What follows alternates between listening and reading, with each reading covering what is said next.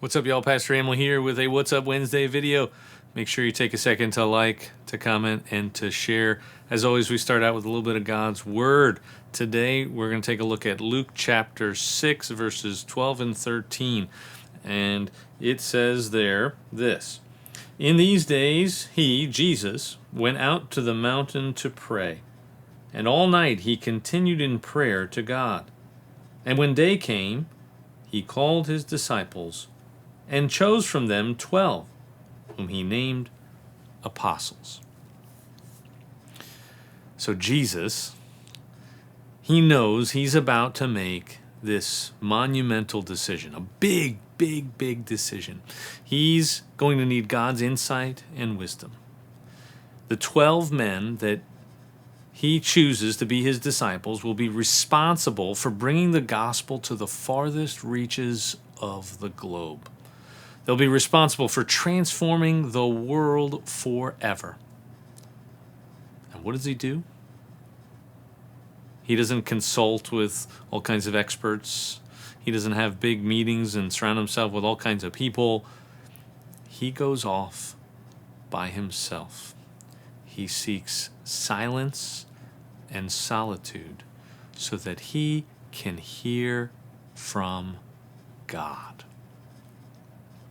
Did a podcast yesterday talking about this idea in 1 Kings chapter 19. There's a story about the prophet Elijah, and there's some stuff I shared there. I encourage you to take a listen to that as well. But man, if Jesus is doing this, if Jesus is saying he needs silence and solitude to hear from his Father in heaven, how much more do we need to seek silence and solitude, quiet moments, to be still, to turn off the TV, to turn off the phone, to be away from all the excitement and the activity, and to just sit quietly and wait and listen, to be with God and his Word. I encourage you, if there are things that you're struggling with, you want answers. This is for me too. So often I have something that I have a question about, I need help with, and I consult all kinds of experts. I pull it all up on my phone. I talk to other people.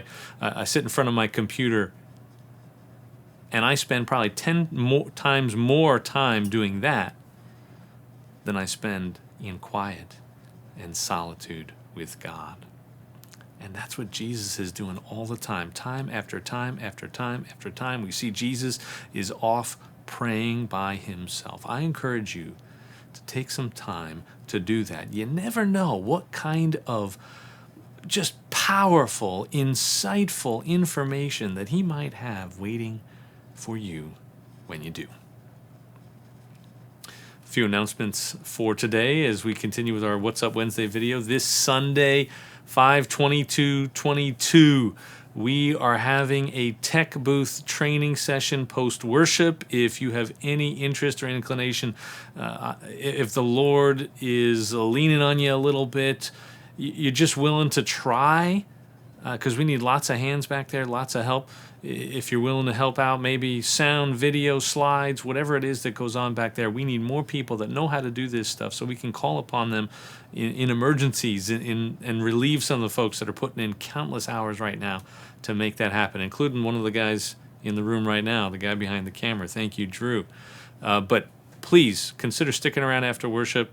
Going to have some pizza, so if nothing else, stick around for the pizza and see if you can't pick up a couple of things that might be helpful to help make ministry continue to happen here at Open Arms. June 12th, we've got our next leadership gathering. That's after worship again, and we're going to be talking a little bit about the disaster relief training that a few of us here at Open Arms were able to attend back in April. It's Miss Lisa, Mr. Scott, and I who attended that training, and we want to share a little bit with you to help make sure Open Arms is prepared and ready to be just an important part of all kinds of disaster recovery efforts that take place in and around our area for the years to come.